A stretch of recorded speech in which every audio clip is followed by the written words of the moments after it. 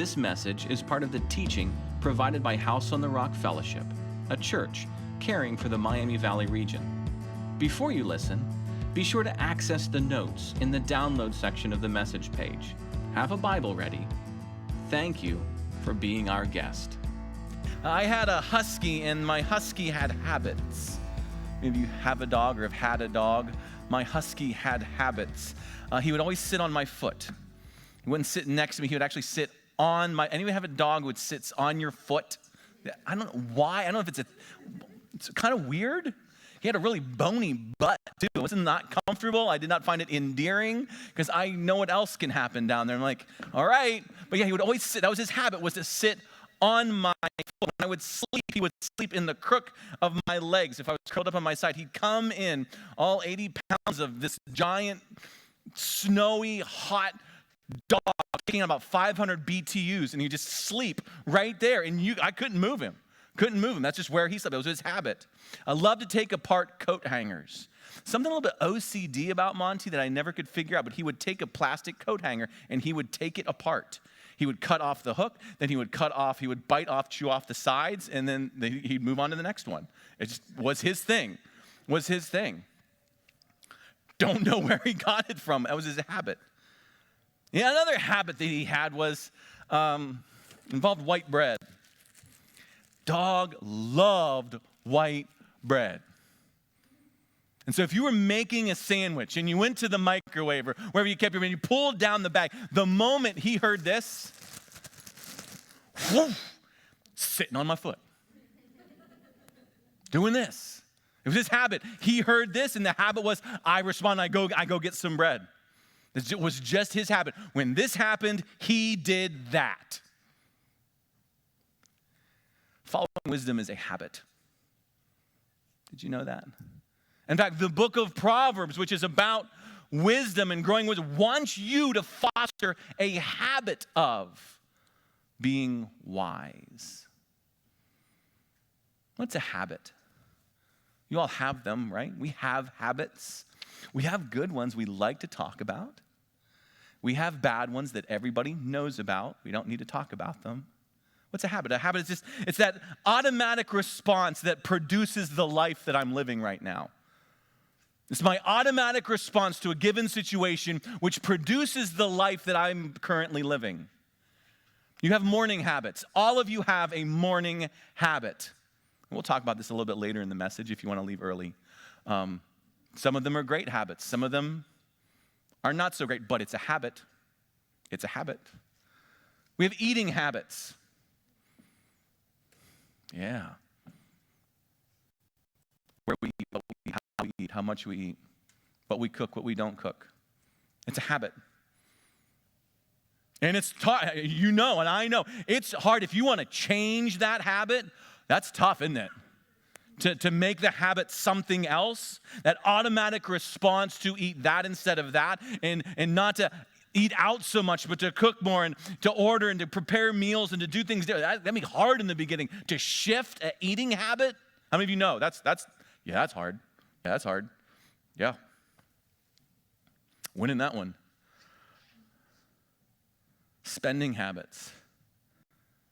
Relational habits. How you communicate. How we communicate with people. It's habit-driven.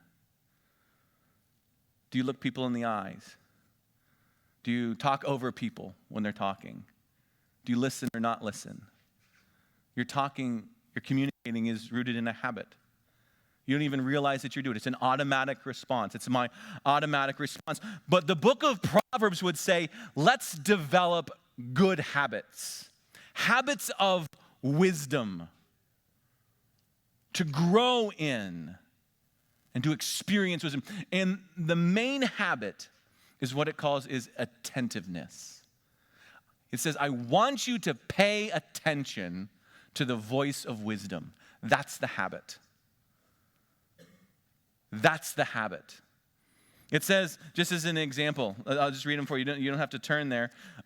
Chapter 4, verse 1. It says, be attentive that you may gain insight. In chapter 4, verse 20, my son, be attentive to these words. Be attentive to wisdom. Pay attention to it. When wisdom speaks, I respond. For Monty, heard the bag, the dog was there. When wisdom speaks, when God speaks, when that voice comes and say, hey, let's take that path instead of that path. Let's talk this way instead of that way. Let's order our life this way instead of that way. We are attentive to it. We want the fruit of attentiveness in our life.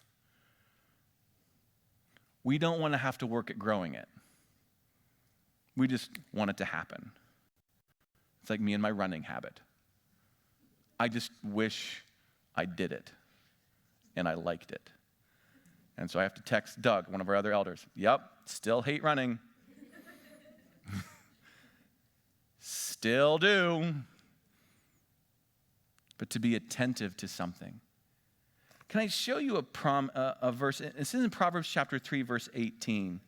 And I want you to have this metaphor in the back of your mind this morning as we think about developing a habit. So we've been in Proverbs for 5 weeks now. Just been trying to give you broad strokes of the book of Proverbs. Now this week, what are the habits of wisdom? And then next week, our last week, how do we actually practically apply this to various areas of our life? But listen to this verse. This is Proverbs chapter 3, verse 18. Whether you're following online or you're here. She is a tree of life. Talking about wisdom. To those who lay hold of her. Those who hold her fast are called blessed. I want that life. I want the blessing life. I want the abundant life. He says, well, then you need to learn how to hold fast to this tree. This tree produces this fruit. So what I want us to do, if we want that fruit, I want to walk you through some things that need to be up in the branches that supports that fruit. So if you look at your message notes, there's a tree there. She is a tree. I want to give you 3 branches, if you will, where wisdom, the fruit of wisdom can grow. And then what are the roots that support those ideas?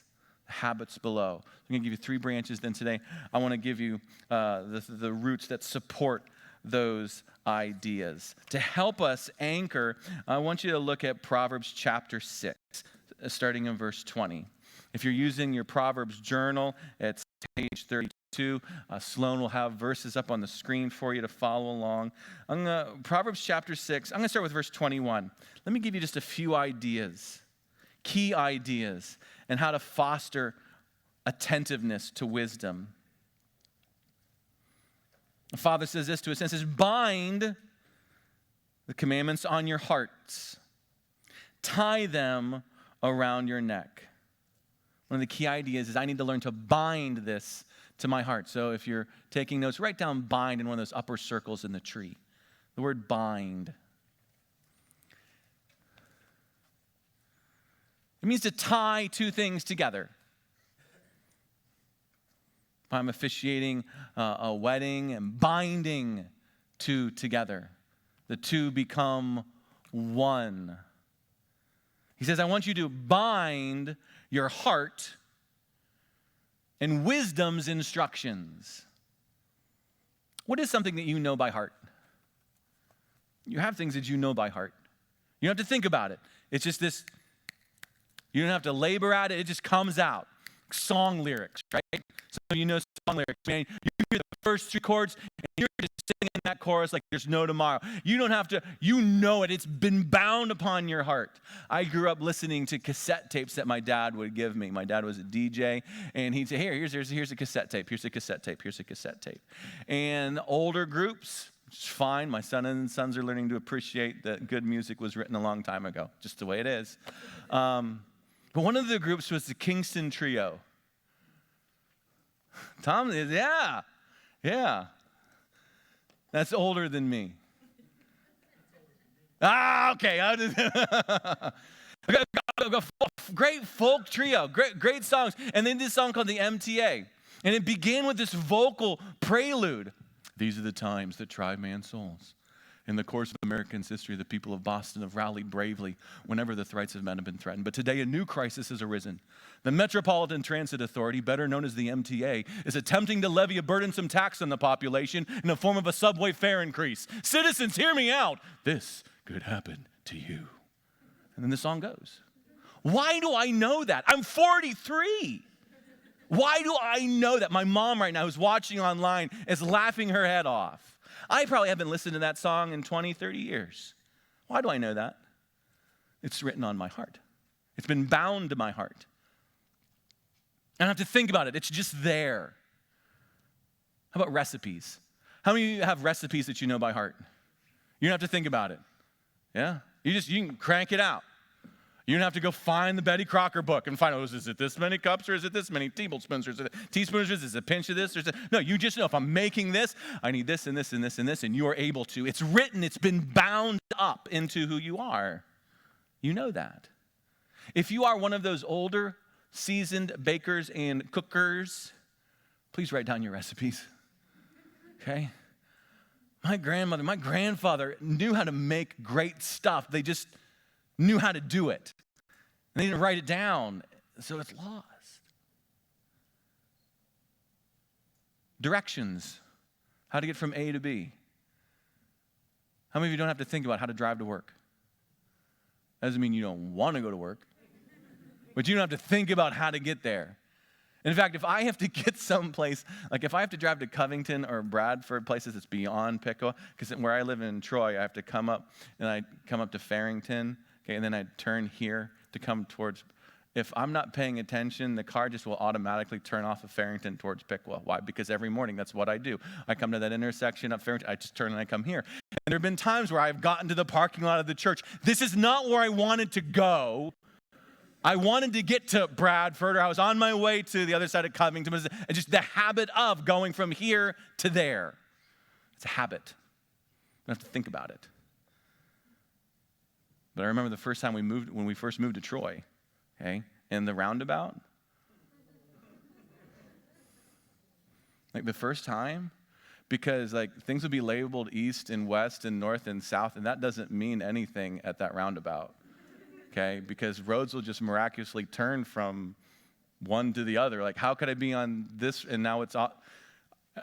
It would take me 45 minutes to get from one side of Troy to the other just because I was around the roundabout so many times. Like, that looks exactly the same as that one. And listen, where are you? I'm on the roundabout and I can't get off. But now it's a second nature. You don't have to think about it. It's a habit. Just whoosh, I know how to do it. Bind it onto your heart. He says, hang it like it's around your neck, tied around your neck. What are the things that you tie around your neck? Things that you don't want to lose. As a lifeguard, I oversaw a lifeguard, whistle, put it around your neck. Don't lose it. You need to know where it is. Put it around your neck. When I was in college, you'd get a lanyard, place where you put your ID. Goes around your neck, so you don't lose it.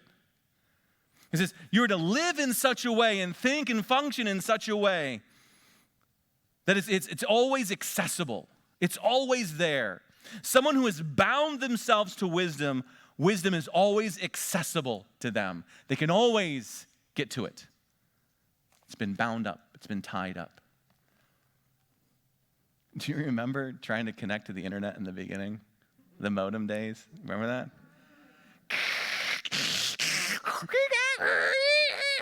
And you look, the little box would come up on your monitor, and you go, and you pray. Like, we were so much better Christians back then when the internet didn't work, because we prayed so much more. Like, you just watching it, it's gotta connect, and boom, like, and you try again to try to get that connection. Now, what? Your phone is like always, you can always get to. Wisdom is to always be accessible to me because it's been bound up into me. Binding, one of those branches. Another one, write down the word keep up in the tree. In one of those circles, write down the word keep. I bind it and I keep it. Chapter 6, verse 20, right where we're at. My son, keep your father's commandment. And forsake not your mother's teaching. That doesn't mean what you maybe think it means. It means to guard it. It means to make it secure. That's what the word keep means. To make sure it's safe. If you go to England and you visit a medieval castle, and you say to the tour guide, take me to the keep, the tower keep. Take you beyond the moat, if there's one, take you beyond the drawbridge, take you beyond the first curtain of bricks and walls. Take you to the very center of the complex. The keep is often the thickest walls and the most central building. So that no matter what might happen, as far as a siege goes, that which is most valuable and those who are of most importance could be they could go to a safe place. They would go to the keep. Hardest to breach, hardest to get to. You have to go beyond layers and layers of protection to get to the tower keep. That's what it means to keep this. My dad, I think like a lot of guys, would have called it a treasure box. Just a box of things near his dresser where he kept important things to him. Knickknacks, mementos. I remember he'd have some cufflinks in there. I remember he'd have a couple rings in there. I remember just kind of peering up, and he'd have a couple silver dollars and mementos of this and that. So it's just a little treasure box of things that he kept it secure and kept it safe. And that box was on his dresser, which was in his bedroom, which was the inner part of the house. Things he wanted to keep. Maybe you have like a firebox or a safe at the house where you store important things, passports, birth certificates, pictures, mementos. It's tucked away, someplace secure, someplace inner. You don't put it on the front porch. You don't keep it next to the mailbox. It's not out there for the world. It's inner, it's deep in, where it can be watched after and it can be guarded. There's a protective measure here that you have to be mindful of. I'm supposed to protect these things that I've been given and secure them. My dad gave me, this is like my first nice piece of men's jewelry, a watch, when I was a sophomore in high school. This was a big upgrade from my Teenage Mutant Turtle watch that I had with a little flip top. It was plastic. Did you guys when you flip up the shell and underneath is like, this was a watch made out of metal. Expensive metals. And it had a fancy clasp on it. So you just snapped it over and had this emerald face to it. It was an expensive watch. What a gift. And I didn't want to lose it. I didn't want anything to happen. So volleyball practice, I would take it off and I would put it in my locker. And then I would go to practice so nothing would happen to it as I'm bumping and setting and spiking. But you see, I didn't keep the watch. And so one time when I was at practice, somebody else kept my watch. Because I did not secure it. And I didn't keep it safe. If you're not keeping it, you're not paying attention to it. You can't be attentive to something that you're not possessing. Just from an observation perspective, this is the first couple verses of chapter 7. My son, keep my words, keep my commandments, keep my teaching as the apple of your eye. What does he want you to do? Seems to be an important idea. Keep it. I'm to bind it. I'm to keep it. One more on the top of that tree. And you can see this in multiple places throughout the book, but if you want to write it down, chapter 4, verse 1. Hear, O sons, a father's instructions. Hear it. Bind it, keep it, hear it. Write that down, the word hear. Write down the word hear. It means obedient listening. Listening that has a faithful action that's attached to it. The parent wants the son to respond a certain way. You've heard what I've said. Are you listening? Are you listening? Did you hear what I said? When I first started out in ministry, I was a youth pastor, and I was trying to help a young teenage boy learn how to do laundry. Okay? I don't know how he did this. You know the progression, right? Dirty clothes, goes into the washer to the dryer, fold it. Okay. It's not hard. he came up to me, and I taught him how to do this, and he was doing his laundry. He says, why are all my clothes wet? Like, what do you mean? Yeah, when I take them out of the dryer, they're wet. So went down to the basement. Show me what you're doing. He did the whole thing backwards. I don't know how, but he did the thing backwards, where he would go into the dryer, from the dryer go into the washer, and from the washer he'd take it out. Now, surely his mom didn't do that, like at some point, but what would I say? Say, you're not listening. You're not hearing what I'm saying. The writer here says, you need to hear what I'm saying. Means there's an obedience that's been attached to it. There's an action that's involved. These three ideas up in the tree of binding and keeping and hearing, they're all supported by three habits that grow out of, that we need to learn to grab a hold of. And I want to give you those now. So at the bottom of the tree, I want you to write down these three ideas. These three habits. The first one is acknowledge. At the bottom of the tree, pick a circle and write in the word acknowledge. If I'm going to bind and I'm going to keep and I'm going to hear wisdom in my life so that it produces the fruit that Jesus says is possible, then one of the habits of my life involves acknowledging specifically God. Remember, the author of Proverbs will talk about the fear of the Lord. Living in a way that you are breathing God's presence. God reveals himself and you respond correctly. I need to have a habit of acknowledgement. One of the ways that we can do that is by talking about your morning habits. Everyone has one of three habits. Habit number one is wise intention. Your morning operates around wise intention, and it produces a wise life. Option number two is empty intention. Okay? You are very intentional about what you do in the morning, but it does not involve wisdom, does not involve what God would give you, and so it's going to produce empty results. The third option is lazy. There is no intention, there is no plan, there is no purpose. And the book of Proverbs says that this leads to flat out destruction. In fact, if you wanted to read about it, you could go to Proverbs chapter 6. We've been learning about the adulterous woman and how her voice is there. The book of Proverbs also talks about someone called the sluggard. This is Proverbs chapter 6. And I'm sure this doesn't describe your morning, but just as an example. Proverbs 6, verse 6. Go to the ant, O sluggard. Means you lazy bum. It's my translation. Consider her ways and be wise. Without having any chief, officer, or ruler, that means no one needs to tell him what to do. She prepares her bread in summer, gathers her food in harvest. She does the right thing the right way. How long will you lie there, O sluggard? When will you arise from your sleep?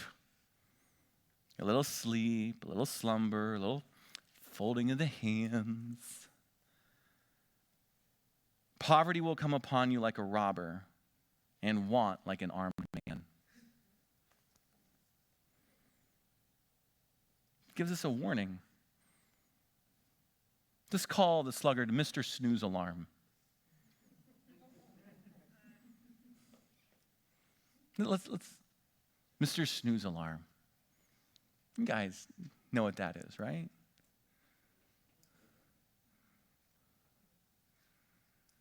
Because you have your phone right next to you, plugged in, and it goes off. And so what do? Reach over, you're like, 8 more minutes. That's all I did.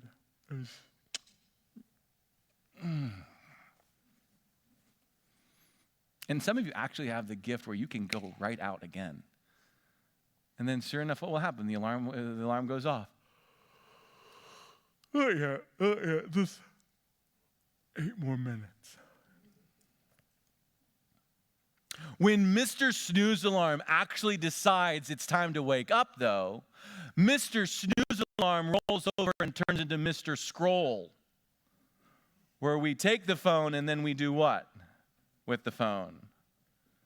We have to scroll through Facebook or Snapchat or Instagram or whatever news feed it is or texting. And so we're still not out of bed yet. What the writer of Proverbs say, a little folding of the hands. And minutes go by, and the day lacks its intention, and it lacks its wisdom that it needs. So let me introduce you to what one priest calls the heroic minute. A priest named Jose Marie created an idea to help his young novices get out of bed and called it the heroic minute, meaning decide when you're going to get up. Get up. Face it heroically. Jump out of bed. Engage out of bed. Get the feet on the ground. And acknowledge the day and acknowledge the God that gives it to you. Don't snooze it. Don't scroll it. Let's move from laziness, from empty intention to wise intention. This day's a gift. I'm going to go at it heroically. For some of you, take the phone and move it to the other side of the room. Don't charge it next to your bed. Don't make it accessible. Don't make it in such a way that you can get to it. Here's another thing. It is really easy, men,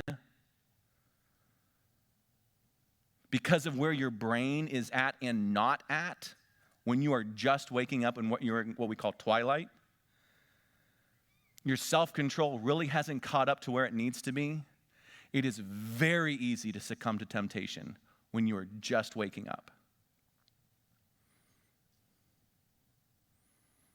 So don't make it an option. Don't make it available. Let the feet hit the ground. Acknowledge God. Put your hands out. Our Father in heaven, be glorified in our lives. Your kingdom come, your will be done on earth as it is in heaven. Give us this day our daily bread. Forgive us our debts as we forgive our debtors. Guide us through our trials. Rescue us from the evil. Go into the day. Acknowledge him. A habit of wisdom. So you need to decide, when is it? When's the waking up time? Now, some of you are going to be so sneaky, you're going to pick a wake up time and then you're going to reverse engineer it plus like 5 or 6 snoozes. All right, if I'm supposed to wake up at 6:30, that means if I start the snooze alarm process at 6, I can still get there. I'm still having my heroic minute. No, you're not having a heroic minute. A heroic minute. Acknowledging God. That voice of the sluggard is one of those that still can speak. The body, we don't want the body deciding what should be done. We want to be led by God's Spirit and let wisdom direct us. So we're going to acknowledge. Chapter 6. Keeping, binding, acknowledging. Another root, apprentice. Apprentice. Again, you have to be in chapter 6. I want to show you verse 20. Write down the word apprentice. I'm going to acknowledge. I need to apprentice well. My son, keep your father's commandments. Forsake not your mother's teachings. Father, mother. The guidance and the wisdom that comes from those who are older than us. Proverbs is built upon the traditions of life, the accumulative wisdom of people learning how to live life well, and gave us the gift of writing it down and putting it down in a place where we could grow from it. Accumulative experience. Faith is fueled at home. This is passed on from a father to a son, from a mother to a daughter. But we live in a bit of an age of a crisis, don't we? Maybe you don't have a mother or a father growing up in the faith, grandparents. Maybe there was not a structure where you could be apprenticed well into the faith. Very common these days. We're going to talk about that actually this afternoon in our family ministries meeting. What do we need to do to help parents and to help kids? So what do you need to do from a habits perspective? Find a spiritual father. Find a spiritual mother. Ask for mentoring. Ask for guidance. Go into the world and make disciples of Jesus Christ. The early centuries of the church, many were orphaned out of their houses because that was the result of following Jesus Christ. You would get kicked out. So you needed to find a spiritual mother, a spiritual father who could help you grow in the faith. It wasn't going to come from home.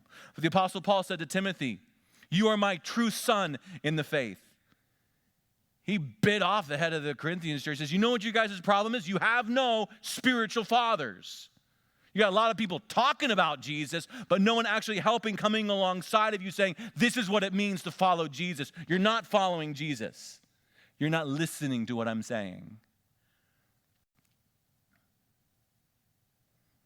Who do you check in with? What's your spiritual habit?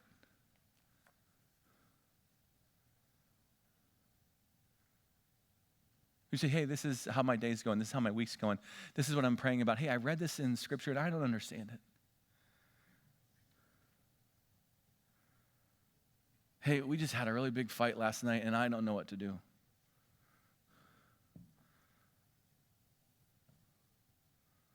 Who do you check in with? Have you apprenticed well? Proverbs calls us to the value of tradition. Apostle Paul said, follow me as I follow Christ. Wisdom honors tradition. It creates anchors and stability. It's not afraid of tradition.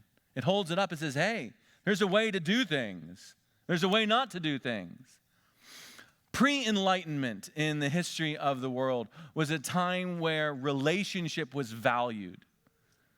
City structures were smaller. Town structures were smaller. And in the center of that was the value of the saint.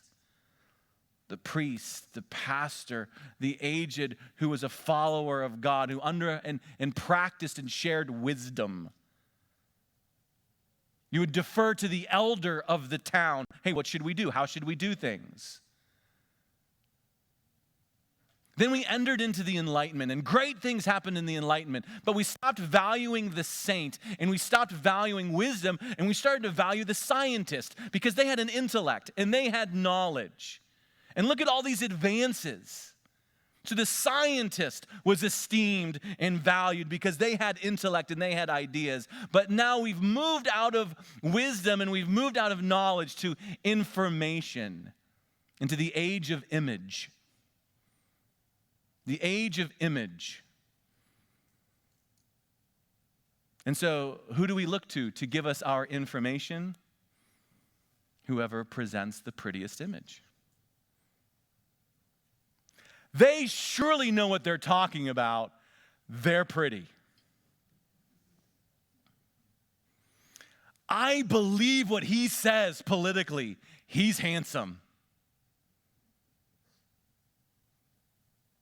I mean, we don't text words anymore.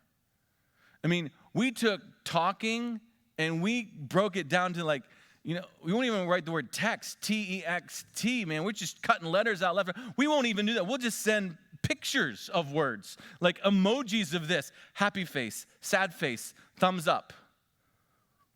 Little poop emoji because we're sad. Because we communicate at the level of image. And we've forgotten the value of wisdom and the place of relationship and mentoring underneath someone who is wise.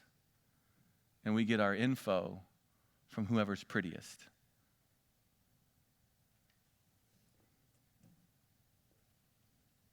We don't share truth. We share snaps. Apprentice well. Bind yourself to a spiritual mother, to a spiritual father. Let them have access to your life. The third area, the word apply. This is the word apply. Acknowledge, apprentice, apply. These are the habits. If you look up the word apply in the dictionary, it gives you 3 definitions. I think all 3 are helpful. The first one is to put something into operation. The second one is to put something on the surface, like to paint on fabric, an application. The third definition of application is hard work. Do something through application. All 3 of those, I think, are important. Wisdom calls for putting something into operation, putting something on top of another, and it calls for hard work. Wisdom means understanding that God has drawn circles where he has pushed back chaos and established order. I've talked about that many times. If you haven't heard that, go to whoishouseontherock.com and get called up. The images of a God creating in the beginning of the Bible, creating, bringing up land from the chaos waters, putting in a garden, drawing a circle and establishing this is where life thrives. And wisdom says you need to put your life on top of that. You need to find the pattern. You need to see what God has done, take your life and put it on top. Like you'd take wax paper in first grade or second grade and you'd trace something out. And so I take my life and I put it on top of God's instructions. Like, oh, wow, that's kind of close. Oh, that's not so good. That needs looked at. It calls for discernment. It calls for wrestling. It calls for hard work. As I honestly look at my life and because I want to hear it. So 3 ways that you can apply the word. You have to read it. Do you have a habit of reading God's word? The book of Proverbs specifically. How many chapters are in the book of Proverbs? Yeah, 31. Good job, Martha. How many days are in the month, mostly? 30 days hath September, April, June, and November. All the rest have, except February has 28, unless it's a leap year. Right. So you could actually work your way through the book of Proverbs in a daily way. In the course of a month, let the book of Proverbs wash over you. But let me challenge you, don't read it straight through. Because you're going to get to chunks where you want to, and probably around week 2, if you do it, you're going to quit. Because if you remember, I gave you a card, an insert on how the book is structured. Let me admonish you to read the book of Proverbs this way. The first third of the book has sermons, admonitions from a parent to a child. This is the value of wisdom. This is why wisdom. Okay? Space those out throughout the other 2/3 of the book.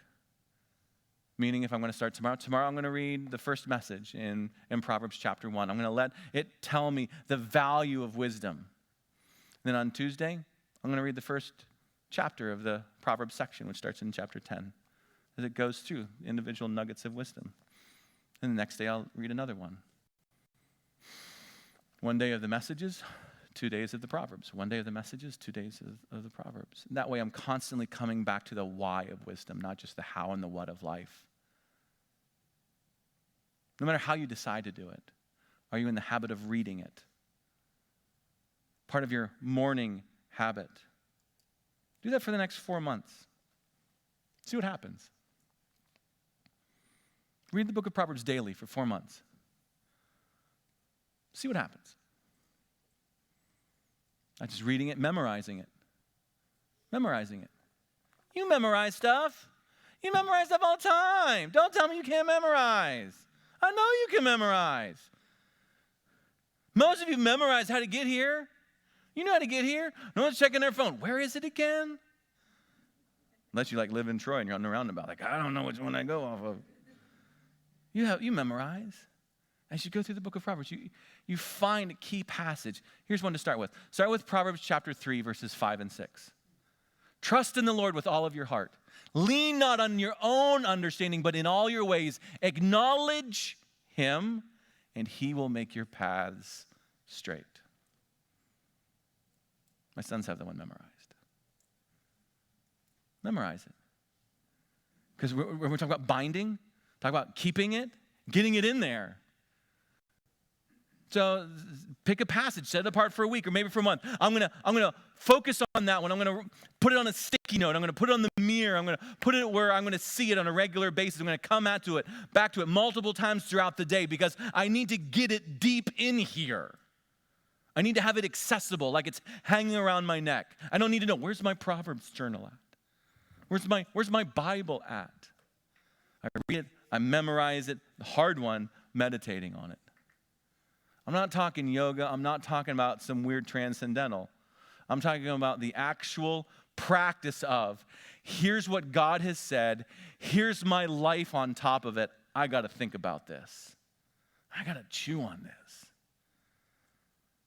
God said that relationships work this way. The house I grew up in, relationships work this way.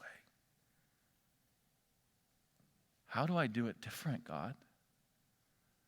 And I go to my mentor, hey, I think there's a gap here. Yeah. God, I acknowledge you. I acknowledge this is how you've drawn life. But when I put my life on top of it, the words that come out of my mouth, I mean, that's what Dad did, and that's just what Mom did, and that's what culture does. And this is the way I talk. God, help me draw better circles. But that takes hard work. To meditate, to let the Spirit speak to you, to engage with the Word and let the Word to engage you, to let it poke. That takes time. It takes reflection. It takes quiet. You got to stop scrolling. You got to put that away. Because this work is heart work. It's good work. But it's heart work. The results, I don't want you to miss the results. The fruit of which. If you got into a habit of reading and memorizing and meditating, if you got into a habit of acknowledging God, into the habit of apprenticing well, in chapter 6, verses 22, listen. When you walk, they will lead you. When you lie down, they will watch over you. When you awake, they will talk with you. For the commandment is a lamp and the teaching a light, and the reproofs of discipline are the way of life. How many of you have situations this week that you don't know how you're going to deal with them?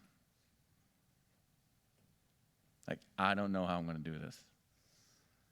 I don't know how I'm going to handle this. Literally, you're going to wake up on that day, and you're like, I know I got to do this, and I don't know how to do it.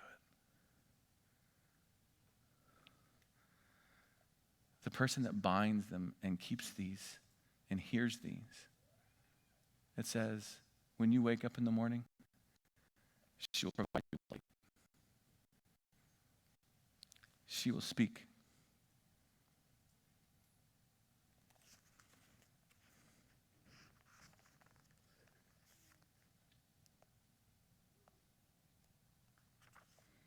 Three habits. A heroic minute. Give that a try.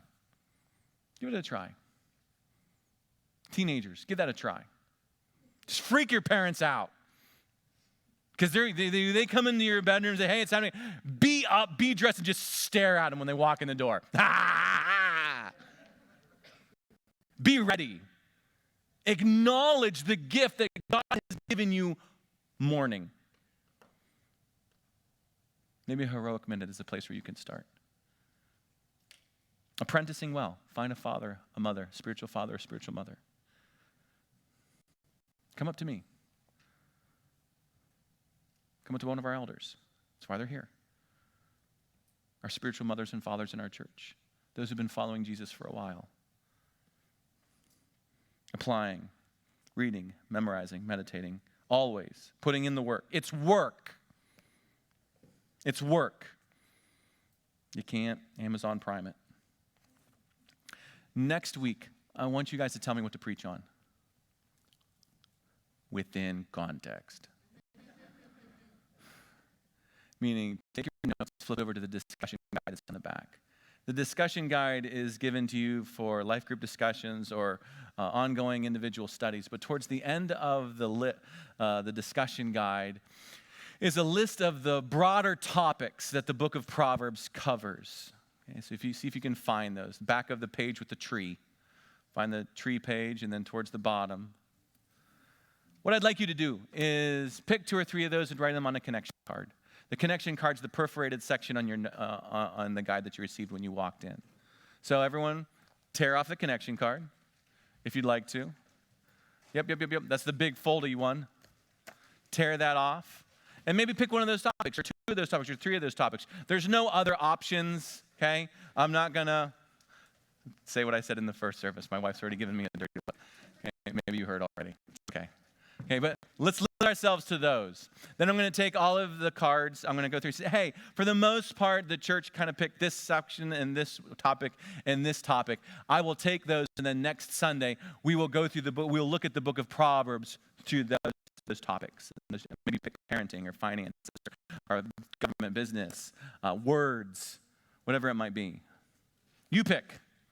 Now, we'll go on that together. But yeah, pick two or three of those, and then take that card, put it in the basket during the offering time. And then that's what I'll cover. I'll cover next week. And then, believe it or not, after that, we are into the Advent season.